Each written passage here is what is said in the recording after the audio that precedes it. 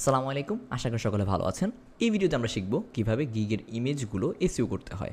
আমরা যখন আমাদের এই গিগের ইমেজসমূহ আমরা আপলোড করব, তখন আমাদের সেই ইমেজগুলোকে পূর্বেই এসইও করে নিতে হবে। তো কিভাবে আমরা এসইও করব সেটা আমরা শিখব।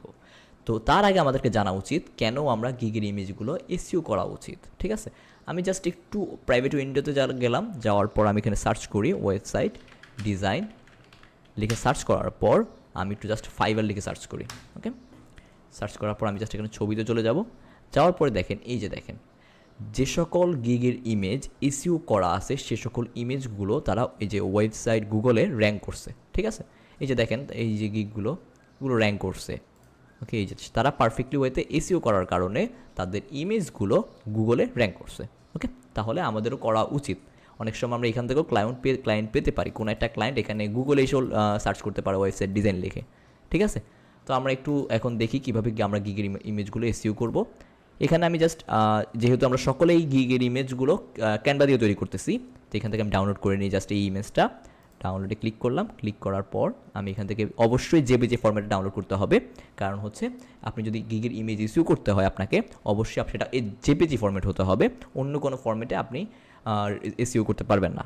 ঠিক আছে, তো এখানে আমি জাস্ট 3x দিয়ে দিলাম জাস্ট রেজলিউশন বাড়ানোর জন্য, এবং কোয়ালিটি দিয়ে দিব 100%। ওকে, এবং পেজটা সিলেক্ট করে দিই 2 নম্বর পেজ, দেন ডাউনলোডে ক্লিক করলাম।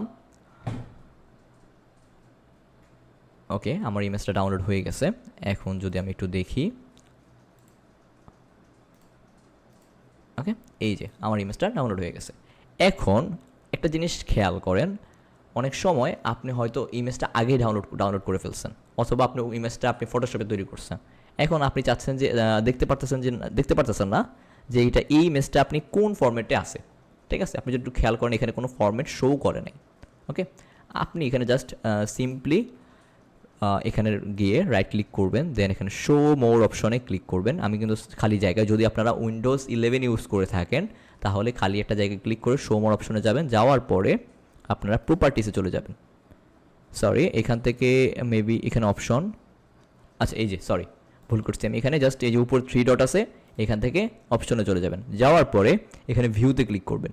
ক্লিক করার পর এই যে দেখেন hide extension for known file types, এটা টিকমার্কটা উঠিয়ে দেবেন, দেন অ্যাপ্লাই। দেন এই যে দেখেন আমার এক্সটেনশনটা কিন্তু চলে আসছে, জেপিজি পিএনজিগুলো হচ্ছে এক একটা এক্সটেনশন।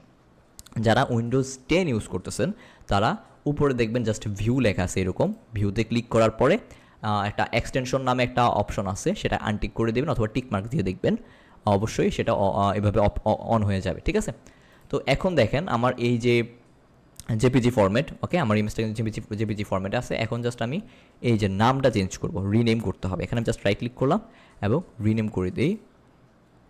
সরি, রিনেমে ক্লিক করি, এই যে রিনেম।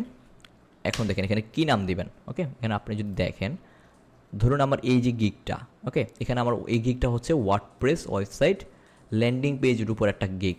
ওকে, তো আমি এখানে আমার যে মেইন টাইটেলটা, আমি সেই টাইটেলটা দিয়ে দিই। এখানে আমি জাস্ট এখানে রিনেম করি ওয়ার্ডপ্রেস ওয়েবসাইট ল্যান্ডিং পেজ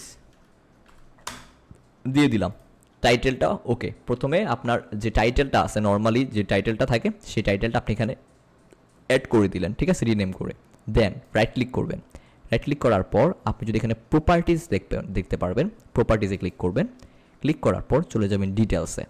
ডিটেলসে যাওয়ার পর যে টাইটেলটা আছে, এখানে টাইটেলের পরিবর্তে আপনি আপনার গিগের জন্য যে টাইটেলটা নির্ধারণ করছেন সেই টাইটেলটা হুবহু কপি করে এখানে পেস্ট করে দেন। ঠিক আছে, পেস্ট করে দিলেন, এন্টার দিলেন। ঠিক আছে, এরপর হচ্ছে সাবজেক্টটা খালি থাকবে। দেন হচ্ছে রেটিংটা দিবেন আপনার 5 স্টারে, ডাবল ক্লিক করলেন। ওকে, দেন হচ্ছে ট্যাগসে আপনি এসে কী করবেন, আপনার যে 5টা কিওয়ার্ড আছে, ঠিক আছে, ওই যে 5টা ট্যাগ যেটা আমরা প্রতিটা গিগের জন্য তৈরি করছি, সেই 5টা কিওয়ার্ড আমি এখানে অ্যাড করে দেবো, লাইক ওয়ার্ডপ্রেস ওয়েবসাইট। একটা কিওয়ার্ড অ্যাড করার পর আপনি একটা এই যে দেখেন কোলনটা কোনটা, এটা হচ্ছে আপনার আমাদের যে এল এর পরে যেটা থাকে সেটা অ্যাড করবেন। আমরা যদি কিবোর্ডের JKL কোলন যেটা আছে সেটা অ্যাড করবেন। ওকে, আমি যে অ্যাড করে দিলাম। দেন হচ্ছে কি আরেকটা ট্যাগ অ্যাড করতে বলতেছে আমাকে, এলিমেন্টর প্রো। এই যে আরেকটা ট্যাগ অ্যাড করতে বলতেছে ল্যান্ডিং পেজ ওকে,